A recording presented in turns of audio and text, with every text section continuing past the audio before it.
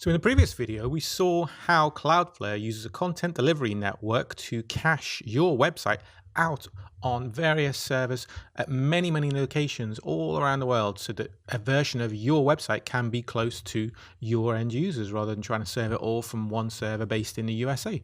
That makes a lot of sense, but what settings do we need to use to make the best use of this content delivery network? Well, here in the caching page, we can see a few settings that we can tweak.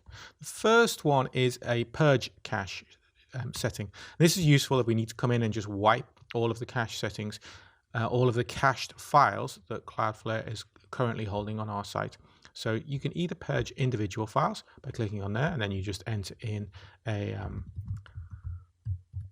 URL here. So you just do xyz/test and then purge individual files, or you can just do a drop down and purge everything. Now I'll give you a warning here, because purging everything means that you're wiping all of these files from all of these locations around the world, and then your cache will have to be rebuilt, and it's only rebuilt after the first person hits your website. But it's no big deal really. So purge everything.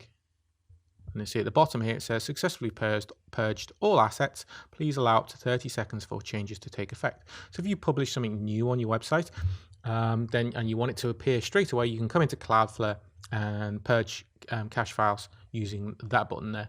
A much better way though is to use the cache purging plugin that I'm going to show you in the next video. You install that on your website, WordPress website, and it will purge your cache automatically for you.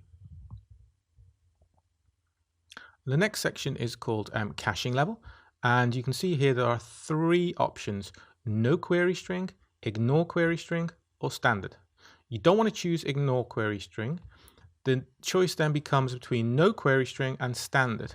Now this depends how you set your WordPress website up. Now 99% of users will be, WordPress users will be using something called permalinks, so that their page structure is /name/name, and they're not using the query strings with a little question mark and an equal sign. So if that's the case, then you can put no query string. And what that means is that Cloudflare will only cache pages that don't include a query string.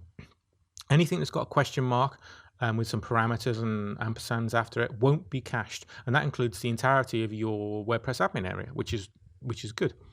If you aren't using permalinks and you're using the default WordPress structure, first of all, I'd seriously think about switching to permalinks, as it's great for SEO, but then I would choose the standard option in that case.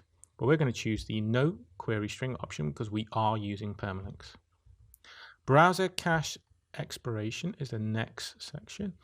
Now this very much depends on how you run your website. Now this is the length of time that the little header that's sent out with each of your pages tells the client's browser how long it should wait before it checks for another page. Now I set this to 8 days. And the reason I do this, it gets me high scores when I do page speed testing tools, and also because I use an internal cache purging plugin, then whenever I publish new content, then the cache is purged anyway. So I set this to 8 days. If you publish content regularly and you're concerned about your users not seeing that content, then you can set it down as low as, what's the lowest we can go at the moment? Let's have a look. You can go as low as 2 hours. 1 day seems like a good setting as well. On my sites, I do set it for 8 days, but I don't publish content very often, and I do purge when I purge the cache when I publish new content. Always online is a feature that's touted by Cloudflare. I'm not a big fan of this. What they do is they serve your website's pages from the cache if your website goes down. So even if they can't reach your server, they will still serve what they've got in their cache. This sounds like a great feature, but it doesn't work particularly well. For starters, on a free account, they only check your website once a week, so people are generally going to be seeing some fairly old content. And also they serve it with a Cloudflare header, telling people what's going on. And I just generally, in the past, I found it confuses my users, so I turn this page off. I'm not convinced that this is useful. I'd be much more focused on finding out why your server's gone down and keeping it up, rather than relying on a feature such as this. Development mode we looked at before when we saw the overview settings page, and also when we installed the Cloudflare plugin. So you can turn this on, and when you turn it on, then it will stay on for 3 hours and it will automatically switch off. And this is great if you're updating themes and you want to be able to see changes straight away. So nothing's being cached and nothing's being shown from the cache to either you or all of your visitors. Keep that in mind. So it will add extra load to your server as every hit is now being passed through to your server and grabbing the content direct from there. And then the final setting is for the $5,000 a month enterprise only, so that does not concern us.